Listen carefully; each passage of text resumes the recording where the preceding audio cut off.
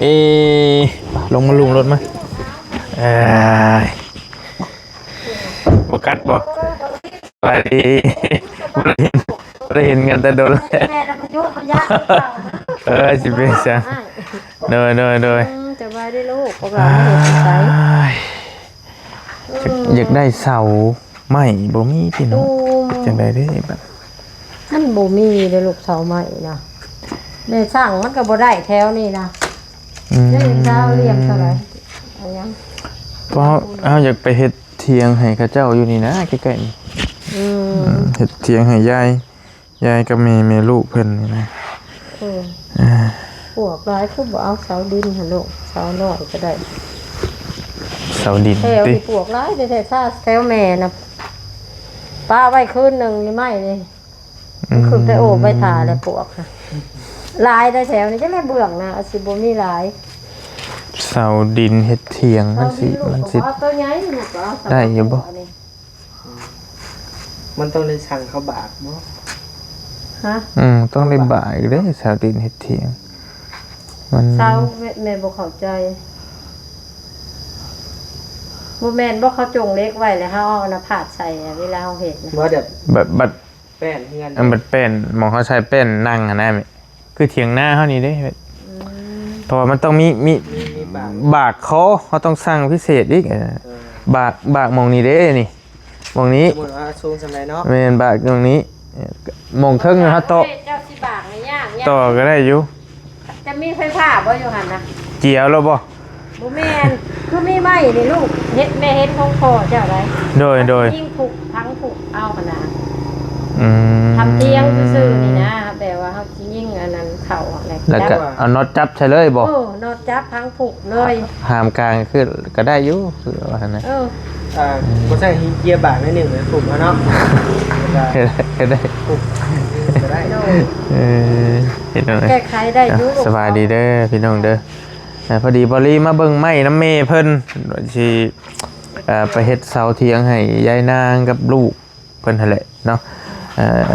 คือบอลี่ตัดสินใจแล้วพี่น้องตอนแรกว่าสิไปมุ่งไปนั่นหม่องเก่าให้เล่าแต่ว่ามันบ่เป็นจะเอานะคิดไปคิดมามันก็เลยบ่คือปานใดก็มีกับ FC ผู้ใหญ่ใจบุญเพิ่นก็ถามมาหลายเพิ่นว่าเฮ็ดให้เราให้มันอย่างน้อยก็ให้เราอยู่พอซ้ำเทียงซะว่าฉันอยู่หั่นแล้วมันโอ้บ่ไหวหั่นน่ะพี่น้องยุ่งหยังมันก็หลายเฮ็ดซ้ำคล้ายๆซ้ำยังบ่ได้ก็ซ้ำของตาอาดซะไปหรือว่าซ้ำบ่ได้ซ้ำของให้อาดก็ใส่ฝากระจาดเอาให้เราก่อนหั่นน่ะเบิ่งงบเฮาก่อนเดี๋ยวเบิ่งตัวจริงก่อนนี่ก็ได้แต่ว่าบอลี่สิมาหาเบิ่งเสาไม้ประชุมหลายเมแล้วมันบ่ค่อยมีแถวนี้มันบ่อย่างนี้ที่เนี่ยขายกันเสาน่ะร้านอีนี้เสาเรียนเห็นหน่อยคือหั่นเล่านี่ก็เล่าก็อันเสาดินแต่โค้งเป็นไม้แต่มัดกอดเอาแบบนั้นนะเราบอกนะมีเล็กได้เล็กกอดเนาะแต่ว่าโตมงเครื่องมงเฮาสินั่งหั่นน่ะแลกอ่ะเจาะเอาก็ได้คือเราว่าสิบ่แตกบ่เนาะ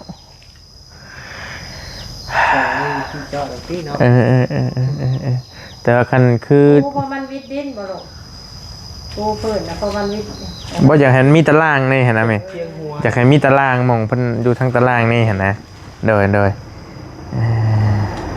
แต่ไม่แล้วอื่นแม่มีเบิดเนาะได้เบิดเลย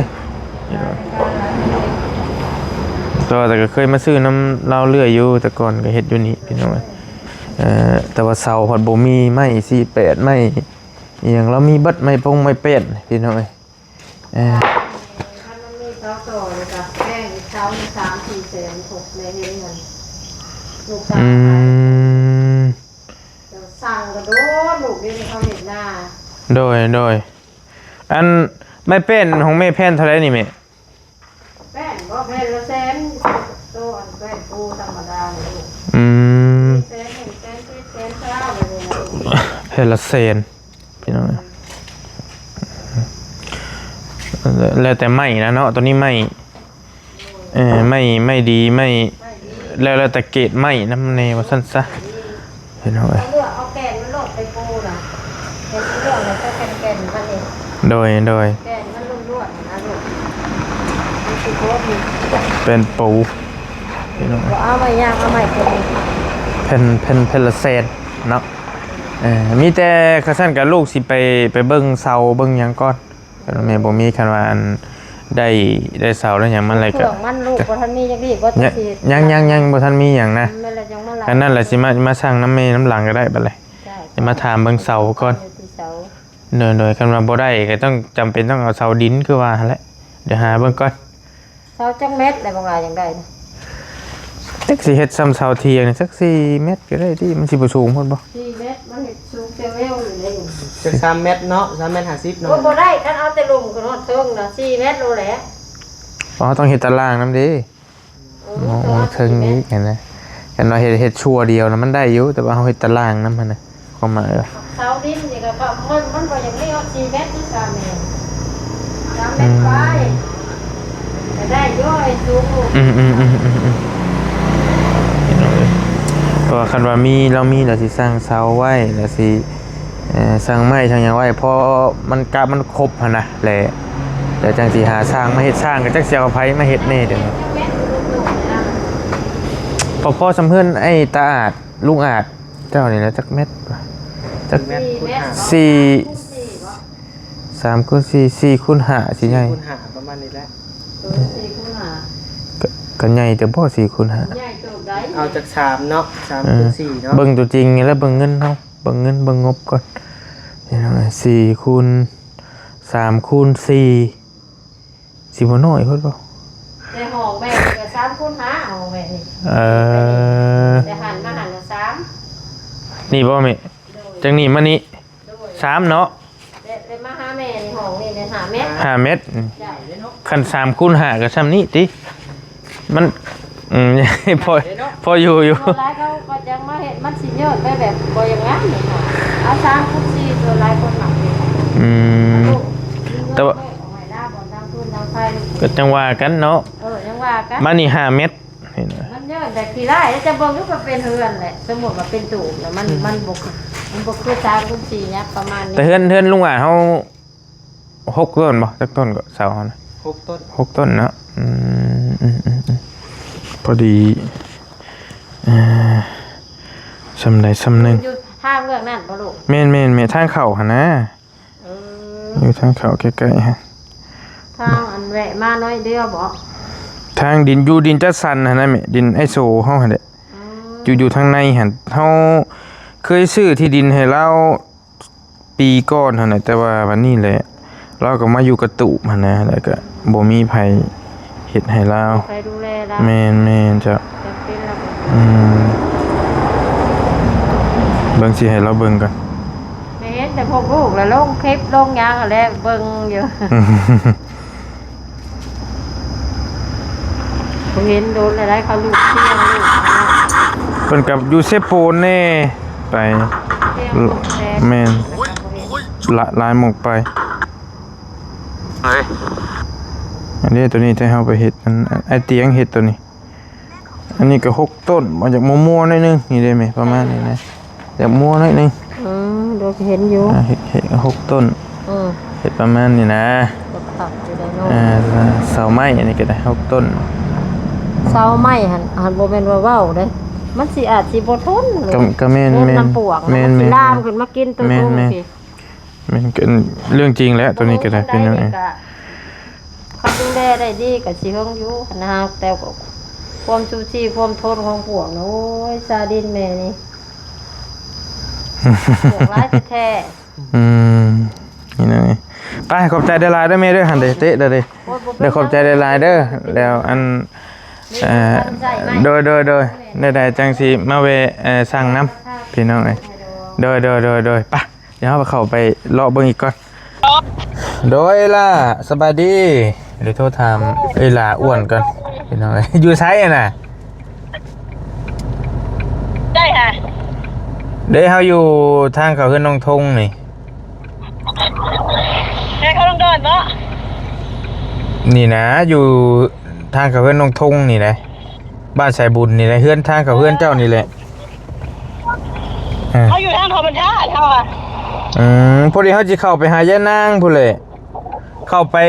ไปเจอกันอยู่หันเด้อเจ้าว่ามีเวลาอยู่บ่ เพื่อนปะนางฮะ แม่นเฮ็ดปานางหั่นแหละ มีอยู่กับเขาตอนนี้ก็อยู่แถวๆนี้แหละ ปานางตัวนี้เด้อปานางตัวเฮาซื้อดินให้ตัวก่อนหั่นเด้อบ่แม่นนางตัวนี้เด้ ปะนางเลยอยู่แถวเพื่อนเขาบ่ลืมปะนางที่ว่าเจ้าพาเขาไปเมื่อคืนนี่ ตัวนางตัวเฮาเข้าไปเมื่อคืนนี่แหละ อ๋อเด้อปะนางแม่ของเพิ่นมาสร้างหั่น แม่นแหละเฮากำลังสิเข้าไปหั่นแหละเดี๋ยวนี้ เด้อ โอเคพี่โทรหาไอ้ล่ะเป็นน้องไอ้ล่ะอ้วนเลยเพราะว่าเราเป็นคนอยู่แถวนี้เด้เราเป็นคนพื้นที่เราสิให้เราหาเสาให้เราหาทางเบิ่งเสาให้ก่อนว่ามันสิพอได้บ่นะแต่ถ้ามันบ่ได้อีหลีกะ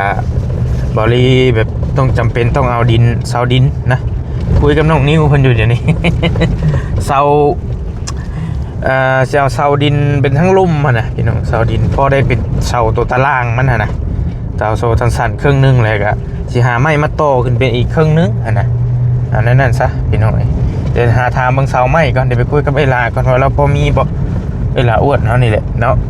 ก็บริพี่น้องมีได้รับข่าวดีตื้มอีกเมื่อวานนี่บริเข้าไปแจ้งข่าวดีแล้วมีผู้ใหญ่สมทบเพิ่นเข้ามา100 ดอลรวมกับประมาณ 3,000 บาทซะ 3,000 เอสแล้ววันนี้แล้วมีเมย์ใจะดีอีกท่านึงเพิ่นเข้ามาเพิ่นส่งเงินมาให้ซอยยายนางกับลูกชายนี่แหละอีก 4,000 บาทพี่น้องเห็นเนาะก็รวมตอนนี้แล้วนะประมาณเงินสอดแล้วประมาณ 7,000 บาทแล้วเด้อพี่น้องเด้อเนาะเดี๋ยวบริจิเข้าไปแจ้งข่าวดีแล้วก่อนสิไปคุยรายละเอียดเติมสิให้ล่ะหาสร้างหาหยังก่อนเลยมันมีอยู่บ่ผู้เฮ็ดนะเพราะว่ามีผู้ใหญ่ใจบุญ FC หลายท่านเพิ่นก็แนะนำว่าบ่เฮ็ดกระยากระตูบแล้วมันเฮ็ดเพราะกระเทินว่าซั่นกันเฮ็ดแหละพอเฮ็ดเถียงเลยคันว่าแม่พอซอยได้ก็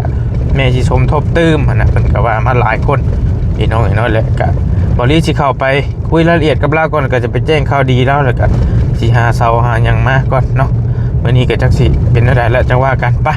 ไปเจอเราอยู่ในพุ่นแหละพี่น้องเอ้ยเด้อแม่นบ่วะแม่นบ่น้องนิว เคยเข้าทับติ เคยครับ คือว่าทางนี่นะบ่ลีมาเป็นทางลัดเข้าป่าพี่น้องเอ้ยบ่อยากจื้อไปไหนบ่ได้มาหลายปีเลยอันนี้น่ะเป็นทางลัดเนาะพาโดนเข้ามานี่ทางเฮือนเรามันเข้าได้หลายทางพี่น้องเอ้ยเพราะว่าเราเองนี่ก็เป็นอีกเคสนึงซะที่กำลังลำบากแล้วก็การช่วยเหลือก็ยังบ่ทั่วบ่ถึงว่าซั่นซะพี่น้องแล้วบัดนี้กับบอลลี่ก็ได้รับข่าวดี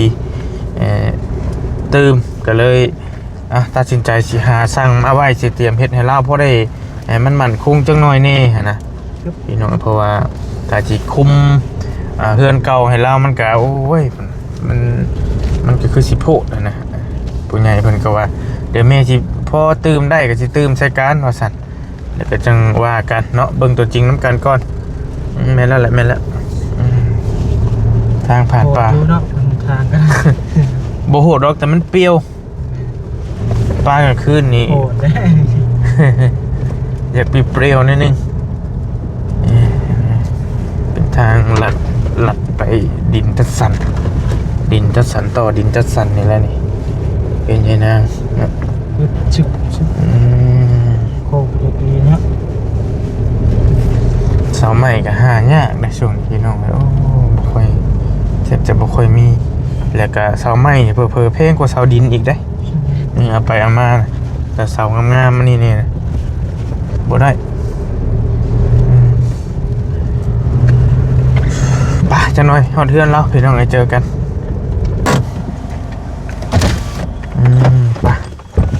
ลงไปหาแล้วโอ้ยสาวกับมาน้ำบ่อน่ะมาสิในเมืองเด้ มาอยู่โฮมก่อนติใช่บ่มีโฮมให้อีนางเพิ่นอยู่ก่อนบ่มาอยู่โฮมก่อนมาลุงมาแล้วกระตุกกระติผู้เอาบ่ลงมาจากรถอันนี้จนเป็นชาวเลย มาแต่หันถ่ายขโมย จักดิจักห่มเลย จนเป็นชาวเลย ไม่มีใส่ห่มเลยจะหา พุ่นได้ห่มพุ่นอ่ะใกล้ๆเราพุ่นเลยบายดีลูก อันนั้นเลย เดี๋ยวเอาครึ่งให้ก่อนนะข้ามก่อน สบายดีเนาะ โอ้ เขาเห็นเราอยู่ตลาดพุ่นเด้ ยายนางนี่ แม่น อยู่แต่ลูกชายบ่น่ะ แม่นแหละ โอ้ ไปหาพุ่นเนาะ ตลาดใช่เลยบ่กะย่าเนาะมาคุยกันก่อนแห่งสิซ่า อุ้ยเข้าโฮมก็ได้ แห่งสิซ่าไปกันไงกันเด้อแป๊บนึงเอาล่มให้น้องนิวกันโหไหนบ่ไหวมีขึ้นจ้องอยู่สำรองอยู่บ่ยะอ่ะ อันนั้นไง คือกินมีกินบ่กินหอมๆหน่อยนึง โอ้ยอยู่ หมักโมนเอา จับนี่เยอะจะให้ เป็นสาวแล้วโอ้เจอลุงอยู่บ่ลุงชื่อจะได้ชื่อ เบาลี โอ้ซิวารีอยู่สัตว์พี่น้องเอ้ยอยู่แต่ลูกชายแล้วบ่โอ้มือกล้องคันเทพได้ฮะสิบอกให้บายดีอ้ายย้ายไปใช้น่ะ ไปตลาด ไปตลาดแล้วไปยัง เข้าโฮมก็ ไป ได้ เขาใช่เฮ็ดยังก็เฮ็ด ไปเฮ็ดเวียกคือเก่าแล้วหั่นบ่ แม่ง เอ้ยพี่น้องเอ้ยเฮ้ยเจ้าเอานี่ขึ้นดู โอ้ย แก้ออกก่อนตัวนี้ พอดีบ่แม่นเฮือนเฮาอ่ะเนาะแล้วก็เลยบ่ฮู้เจ้าดีๆเลยทับตีนเฮานะ ยับเข้าห่มกันได้ลูก ยายเอาเลยเว้ยเอาใหม่มาค้ำนี่ก็มัดขึ้นได้ก็ได้ เฮาอยากถามหน่อยนึงว่าเจ้าพ่อฮู้อยู่บ่หม่องเสาเขาเจ้าขายเสาพอสั่งอยู่ใช้ได้นะเสาไม้นะ อ๋อสั่งเขาตัดให้เขาตัดนั่นแหละ มีบ่ ก็พอมีอยู่ อืม จะมาสั่งเฮาก็ได้นะเว้ยอย่ามายืนตากแดดนะแม่ตัวลูก เสาจุบดีได้ได้บ่แม่นว่าเสาอันนี้ได้เอ้ย กะเช้าจบดีนี่แหละ เสาไม้เฮาสิเฮ็ดเถียงให้เรานี่นะ พ่นบ่ แม่นสิเฮ็ดเถียงให้เราพอได้อยู่นี่นะ เอาใหญ่ซั่นได้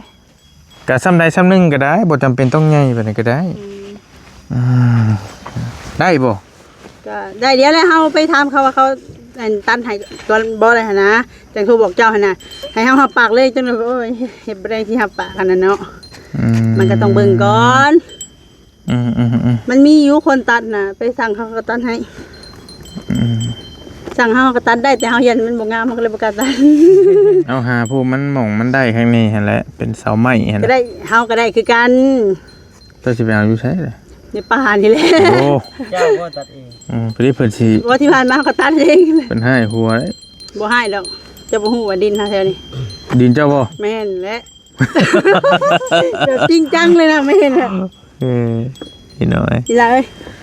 จังแม่นไผนี่บ่ฮู้ แล้วจอยเป็นสาวบ่เลย อันนี้ไปล้างด้วยไปล้างใน10กูเงินยังบ่ได้ ก้าวเฮาอยากได้คันว่านั่นอยากได้ช่างมาเฮ็ดนี่นะไผสิมาเฮ็ดให้ได้ สร้างบ่เฮาก็ยังบ่จักอยู่ เข้ามาแม่ มาอ๋ออันเบาเล้าขังเฮือนเฮาเด้ เบาเรา แล้วเฮ็ดเฮือนให้แม่เฒ่าอันนี้ก็ให้น้องนางอันเด้น้องนางที่น้องพามีติดต่อไปเฮ็ดอันนี้ น้องนางโอ้ เฮ็ดตู้เพิ่นยังอ่ะ อือ อยู่ข้างเฮือนเฮาพอดีเลย คันว่านั่นแหละโอ้ยเนาะจะโทรหาเราได้บ่พูดน่ะ อันเฮายังบ่มีเบอร์โทร อืม แต่ว่าถ้าขอเบอร์โทรน้องพามีน่ะสิได้ เพราะว่าสิเตรียมให้เพิ่นมาอันนี้เบิ่งนี่นะ จักมือสิเอาเสาค่ะ คันมีน่ะก็ได้เอามาโดดแหละก็มันมีหั่นนะ ถามเขาว่าเสาเท่าไหร่เนาะเขาสิเอาเนาะ แม่นแต่ว่าคันมันบ่มีอีหลีแหละเฮาว่าเฮาสิเอาเสาดินเสาดินทางตารางเนี่ยนะ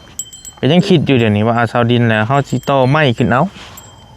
ก็ ถ้า จะ บ่ว่าแบบนั้นมันก็คือเก่าใหม่คือเก่าหั่นแหละเนาะ อืม แต่ว่ามันก็เสาดินมันก็ดีกว่าเอา มันสิเป็นกินปวกกินสิบ่กินหั่นนะ อืม เอาเสาดินครึ่งนึงนะและไม้ครึ่งนึงต่อไม้ขึ้นคุยกับน้องนิว เพ อยู่ ราะว่าเราสิแบบว่ามีห่มมีแบบตรงตารางหั่นนะ แม่น โอ้ยรวยจะดันแม่นไอ้กว่า เสาดินพร้อมตีนมันหั่นติดเป็นตีนมาเลยหั่นนะพี่น้องเอ้ยแล้วเฮาฝังลงน้ำก็ได้ให้มันเน่นๆนี่หั่นนะ ก็ยังว่าคิดอยู่เอาแบบนั้นบ่จังไง แม่นเฮาเทปูนเลยตีมาฮะ จังนี้ อย่าให้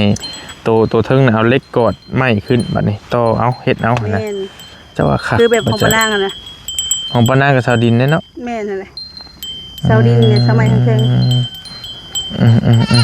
มันมีกองตารางนอนห่มนอนเย็น แม่น สบายแบบนั้น พี่น้องเอ้ย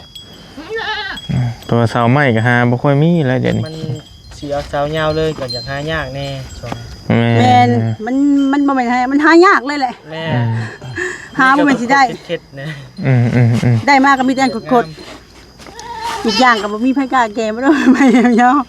โอ้มันเฮาเอาอะไรกับพิษเพิ่นนี่ก็ว่าบ่ได้ได้พี่น้องไม้เป็นลิกกิ๊กก๊อกแล้วเฮาเอาได้อยู่มันเป็นป่าเพิ่นเด้นะเอาลายถึกจับถึกผูกเนี่ยได้พี่น้องบ่ได้ทางกันเด้แก่ไม่เซาไป2-3เซาดอกเขานำไปเอาเฮือน บ่ได้บ่พาอยากบ่อยากผ่านปานใด เอาแบบจะว่ามันบ่ดีกว่า เอาซาดินเอาดีกว่าเนาะ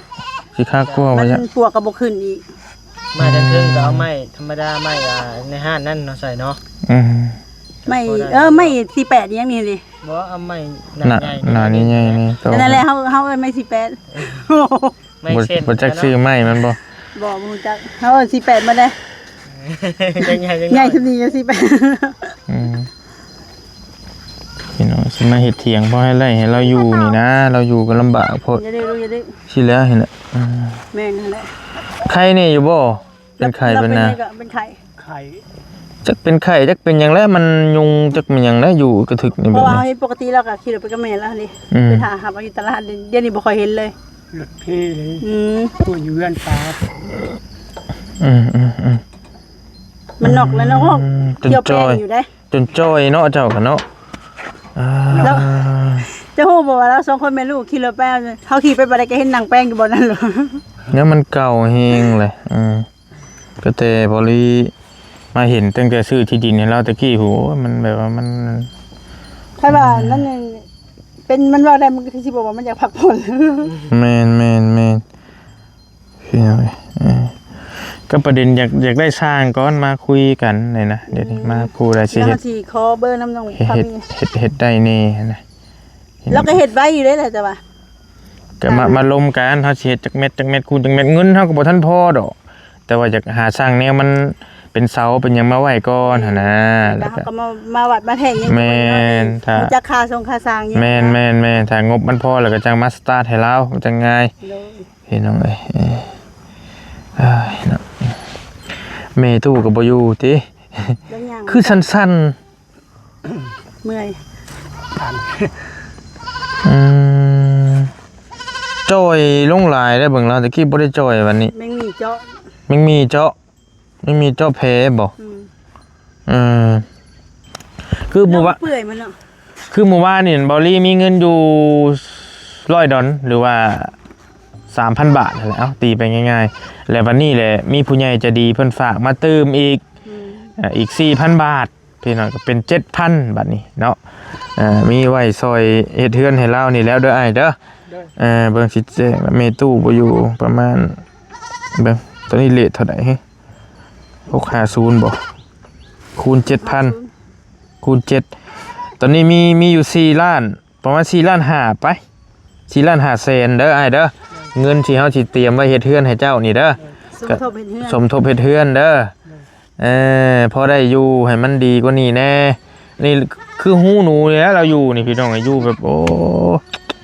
แบบว่าอีหลี แต่บอลี่เข้ามาตอนนั้นก็แล้วเลยเนาะบ่มีใครเข้ามาเลย แม่นแล้วก็เวลาผ่านไปแล้วมันก็เราก็ยังอยู่หม่องเก่าอยู่จุดเก่าอะนะ บ่มีใครมาแวะเวียนหั่นน่ะ แล้วเราก็หาแล้วก็บ่แม่นเราขี้ข้านเราก็หาของเราอยู่อะนะส่งแม่ลูกเรานะถ้าว่าเราบ่ทำมาหากินบ่เฮ็ดหยังเลยก็บ่ลี่ก็บ่อยากช่วยปานใดถ้าว่าขี้ข้านหั่นนะแต่เราเองก็หาอยู่ซุมื้อแต่มันก็บ่พออยู่พอกินหั่นน่ะ อยู่ว่าจะเล่าเท่ากันหาคู่มือไอ้เรื่องพอกินมันบ่พอกินดอกทุกมื้อ มันบ่พอสิได้เก็บได้กำว่าซั่นซะพี่น้องเอ้ย พอเพียงให้ได้กินไปแต่ละมื้อซื้อบ้านไปนะ ลูก จนเช้าเนาะโอ้บ่ได้เห็นแต่หึงเลย เฮาญาติตุ้ยอยู่ได้เนี่ย ยันตุ้ยขี้เมบ่กระตุ้ยอยู่เบิ่งทรงนี่ คือคนยังกระตึกแหละ เมื่อบ่มาอยู่นำลุงบ่ไป เอาน้องปะ ว่าเขาญาติตุ้ยกูเก่าอยู่ ก็ไม่ เดี๋ยวมันกันตุ้ย กินดีอยู่ดีเนาะ มาอยู่ลำลุงปะไปว่าไฟสิมาอยู่ลำลุงมือเลี้ยงน้องไปสิจ้างหรอกไป ไปอยากหาเงินใช่ไหมบ่ โอ้ย พี่น้องเอ้ยมีแต่นั่นเด้อไอ้เด้อเดี๋ยวเฮาสิหาเดี๋ยวเฮาสิเตรียมเฮ็ดเถียงให้เจ้าเฮ็ดใหม่เด้อกันว่านั่นแหละก็ตัวนี้แหละสิหาซื้อแพทย์ตังมาคุมก่อนก็ได้พอผลบ่ฮู้อ่ะ แม่น ซื้อไปตังมาคุมให้เราก่อนชั่วคราวก่อนแล้วเฮาสิระดมทุนมาเฮ็ดเถียงให้เจ้าพอได้ให้มันงามๆแน่เด้อบ่ให้อยู่สบายแน่ เดี๋ยวอันเรื่องทางเดียวเขาไปร่วมกับเขาแล้วกันจังโทรหาเจ้ามือได้จะมานะ ได้ ได้มาร่วมกันอยู่นี่หั่นน่ะ ส่งบอกโอเคส่งหากันก็ได้ แล้ว บ่ มา ได้ ไอ้บัตรมาแทกมาไอ้ราคานะให้ได้ฮู้นำกันหั่นนะ เพราะว่าน้องชายเขาก็มีอยู่เห็ดนะแต่ว่ายันเพิ่นดำหน้าช่วงนี้ แม่น สำหรับผู้เพิ่นว่างนั่นแหละพี่น้องเอ้ยเนาะ แต่ต้องถามเพิ่นก่อนว่าเพิ่นร่างว่าเพิ่นจะเป็นทหารนั่นนะ โอ้เป็นทหารบัดนี้ เลย ได้ช่างทหารอีกเลยช่างเฮ็ดเรือนน้องพร หลายคนเด้ ช่างเฮ็ดเรือนน้องพรกับช่างทหารคือกันนั่นก็ได้ แบบเราเห็นเขาหุ่มเห็นหลายคนนะ มันก็ไว้มันก็มาตรฐานอยู่ดอกบ่แม่นสิเอาไว้ละมันก็มาตรฐานอยู่ ก็เอาซ้ำก็คือว่าเราต้องคุยกับเราเองบ่ยากดอกตอนน่ะก็เฮ็ดซอยต่างซอยกันละเงินเฮาก็บ่ได้ลงบ่ได้หลายดอก จักปานใดดอกสั่ง อันนี้จะเฮ็ดได้บ่จะสิเฮ็ดบ่ซะ บ่ญาติ FC ว่าโอ้ย เฮาเฮ็ดเฮาอยู่เองได้อยู่ อย่ามันล่มบ่คันว่าเฮ็ดกระตูบนี่น้อยเนี่ยพอได้อยู่เนาะ แม่ แต่ว่าเฮ็ดเป็นเทียงแล้วยันมันบ่ โอ้ มัน เฮ็ดตามภาษาเฮาแหล้วเนาะเฮาอยู่พอได้อยู่หั่นนะคันเฮ็ดงามๆขึ้นน่ะโอ้ยบ่ได้ดอก นี่น้องเอ้ย ทุกมื้อนี่ก็มีแต่ต้องท่องเอิ้นหาเอิ้นใส่อยู่กันรถกับหัวคุมื้อรถเพิ่นจ้ะเปลี่ยนคุมื้อ เอาอ้ายฝากขอบใจเด้อแม่จะดีเพิ่นเนี่ยอยู่ฝั่งไทยเพิ่นฝากเงินมาตืมซอยเฮ็ดเฮือนเฮ็ดเทียงให้เจ้านี่แหละ 4,000 บาทเด้อรวมตอนนี้เป็น 7,000 บาทแล้วเอาอ้ายว่ารถบ่พัน ขอขอบคุณใจหลายเด้อ เด้อ ป้าก็ดิหายอยู่ดีมีแห้งความเจ็บใหญ่ๆของไข่ใช่มีที่ป้าเอาผากเงินมาให้ช่วยเหลือ โดย ลูกหลานนี่แหละว่าสิซะ โดย อยู่กับแม่2คนนี่ก็ดิ ลำบากเนาะอ้ายเนาะโดยพอได้มีที่พักอาศัยก่อนอันนี้เฮ็ดจะได้ซะพี่น้องเพราะว่าดินนี่เราก็อยู่แล้วพอได้อยู่แล้วโชคดีที่แม่บุญทวีเพิ่นซอยตอนนั้นก็ถ้าเพิ่นบ่ซอยนี่ชื่อดินแล้วให้จักสิอยู่ใช้อันนี้ก็ได้บ่จักแนวสิเว้านำแหละบาลีก็ได้คือเราอยู่นี่แล้วพี่น้องสภาพตอนนี้ตอนบ่ายนะช่วงบ่ายนี่ก็มันก็แดดมันนี่แบบ อันเตาอบ ปาโต หาห้องดูมั้ย บอลี่เก็ตเลยเราว่ามือวานนี่มีตู้เราบอกว่า คนแขกคนทางอื่นทางไกลมาเพิ่นผ่านมาเพิ่นบอกว่าขอเข้าห้องน้ำนี่เพิ่นคิดว่านี่เป็นห้องน้ำหั่นนะเราก็เลยว่าเข้าแล้วเราเอ้าเขาเจ้ามาเบิ่งแล้วบ่แม่นว่าคือหม่องนอนเจ้าหั่นน่ะแบบโอ้เห็นแล้วก็ถือว่าสุดๆไปทางไหนอย่างน้อยก็พอได้อยู่ได้พักนี่แหละก่อนพอได้ลบแดดลบฝนให้มันดีกว่านี้แน่นี่มันเกินไปพี่น้องเอ้ยครับมีน้ำให้เราใช้จักโบนึงก็ยังดีอยู่ก็เบิ่งไปก่อนน้ำก็เราเอาน้ำคนอื่นใช้อยู่ตอนนี้ก็ได้มีน้ำบาดาลให้เราจักอันนึงก็ยังดีพอได้ให้เราโยมเอานะแต่ว่าเอาเบิ่งเพื่อนเบิ่งซ่านไปก่อนเนาะ เด้อ กินข้าวแล้วบ่มื้อนี้ กินแล้ว กินกับหยังฮะ กินกับทอดไข่ กินกับทอดไข่ไข่มาจะใช้ไปชื่อเอาบ่ ไข่เมื่อวานได้ช่องหน่อย มาจะใช้ แม่ชื่อมาไว้ช่องหน่อยกันไว้แบบบ่อยากกินกิน เราเนี่ยสิไปเฮ็ดเวียกกับไปยากแล้วก็ป่วยพร้อมในช่วงนี้ก็ได้เบิ่งกูอ่อนๆเด็ดๆอยู่ช่วงหนึงก็เห็นเราไปประจำพี่น้องเราไปเฮ็ดงานรับจ้างทั่วไปว่าซั่นซะยืนอยู่4แยกหั่นก็เจ้าห้องไปใส่กับไปยืนอยู่สิ 4แยกบ่หรือ5แยกแม่ ชีวิตเนี่ย 11แยกบ่ซะเอาคือหลายแยกแท้11แยกผู้ เป็นแบบอะไรนะแบบ ที่ไรแยก สัญลักษณ์แล้วบ่สิซะ วันรับจ้างแล้วก็ แม่น คนเต็มเนี่ยเลย เต็มเลยนะ เขาไปถ่ายแบบว่า ไป ให้ไปยกเครื่องอย่างเงี้ย ไปเดือนนี้หั่นราคารถฟรีมานี่ก็มีแต่ย่างไป ไปอยู่บ่คู่มื้อนี่กะ ไปมีแต่มื้อนี้กับมื้อวานนี่บ่ได้ไป จักมื้อแล้วบ่ได้ไปนี่สี่คือว่า สี่มื้อนี้ สี่มื้อนี่แหละเนาะ 4มื้อนี้ล่ะ อืม ไปกับบ่ทันหมู่ โอ้ยสิเป็นแยกกับบรรทัดเลยมันก็เพื่อสิไปฮอด ย่างไปติ ย่างไป คล้ายๆไปยืนอยู่หั่นนะพี่น้องไปยืนอยู่เป็นจุดหม่องคนงานซะ ก็ท่าหับไส้เนาะ แม่นคล้ายๆว่าเขาเจ้าอยากให้ไปขึ้นเบียร์ลงเบียร์ไปแบกข้าวแบกน้ำก็มาเอามาห้องไปหั่นนะแล้วก็เพิ่นสิจ้างเท่าใดแนวใดก็ มีหลายคนในหมู่เต็มอยู่แล้ว ก็คุยกันตอนนี้แก ศูนย์รวมหม่องแบบคนงานไปรอถ่ายเบียร์ อืม อันนั้นเด้อไอ้ช่างเด้อ โดย ซื้อไอ้ช่างซื้อเราพี่น้องเมย์เราซื้อยายนางก็สิได้เฮ็ดเถียงพอให้เราอยู่ก่อนเดินกับชำหัวนี่แหล้วชำหัวเห็นนี่แหละมาเฮ็ดอยู่ประมาณนี้ก็ได้ติเนาะอยู่นี่เนาะ แล้วที่ออกทางไหนไปนี่ ฮะ ออกทางนี้ ทางออกแล้วบ่มีบ่ทางนี้บ่แม่นบ่ ออกทางนี้ออกนี่คันเฮ็ดหมองนี่มันก็ตั้งกับประตูเลย เฮ็ดอยู่ เขา หม บ่ อง ได้เชิงกับประตูเลย เฮ็ดอยู่หมองได้ซะ พี่บ่ เชิงยับทางนี้ อืม ถ้าว่าประตูอยู่หมองนั้นเห็นทางนี้ได้ เฮ็ดอยู่บนนี้ง่ายประตูบนนั้น กับประตูก็ยากมากเขาบ่อยากให้มันเชิงประตูก็ได้ เฮาก็อยากให้ เปลี่ยนไปฟังนะ เขาอยากให้มันกว้างเนาะเห็นนี่นี่ประตูให้ทางออกทางหน้านี่เลย อืม ยาวข้าง บอกความหมายเขาว่าอยากให้มันนี่นะเอ้ล่ะเรียงเสามานี่1 2 3 4 5แล้วก็6เสาไล่ไปนี่นะอยู่นี่เนาะน้องเนาะคือสิเหมาะกว่าว่าลีว่ะ วันเก่าเงินแล้วก็เฮ็ดห้องน้ำเนาะ สิเฮ็ดห้องน้ำเพิ่นยังก็แล้วแต่ตอนน่ะ มันจะได้พื้นที่กว้างเลยถ้าว่าเราเฮ็ดแบบนี้บ่กว้างเลยประตูต้องให้ออกแบบทางหน้า เอาติดพี่แล้วก็ได้ติดหัวแล้วนี่เพราะดินมันก็ ค่อนข้างจำกัดประมาณ6เสานะ2 3แถวอยู่นี้ บ่ได้ทางเฮาว่าง อาจสิมาฮอด จุดเนาะมันก็กว้างเติบ ได้อยู่พอดีงามอยู่หั่นอาจจะเฮ็ดห้องน้ำบ่มันเอาลื้อตัวนี้ออกมันก็เป็นอยู่ แม่นเพราะทางนี้มันสิกว้างกว่าทางนั้นเด้ แล้วหันหน้าออกพี่ก็ได้นี่หรือว่าเอียงค่ะพี่ก็ได้เบิ่งตัวจริงน้ำกันนี่แหละสิได้ซ้ำใดพี่น้องเอ้ย เป็นไปได้ยังมาบุญก็ได้กว้างได้บ่ยังนี่ถ้าว่าที่นั่นน่ะว่านี่มันจะมันสิได้ลังไงนะ อันนี้ก็ได้นี่1เสา2เสา เลย 3เสา4เสา5เสา6เสาเด้ พอดีเลย เลี้ยงกันนี้ไปนี้เห็นนะหันหน้าออกพุทธ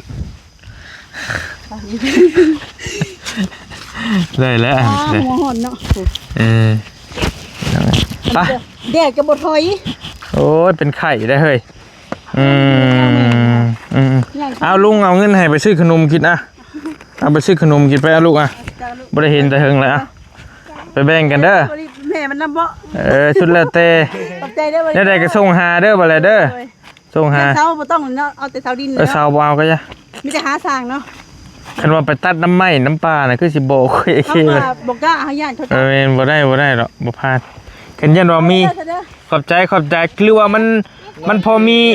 มันพอมีแบบว่าเสาเก่าเสาหยังเขาก็ได้ทรงบอกนี่หั่นนะเสาเฮือนเก่าเสาเทียงเก่าเขาหั่นที่มันดีๆนี่ก็เอาแบบนั้นก็ได้ เขามีหม่องนึงหม่องนาเขาหับตัดอยู่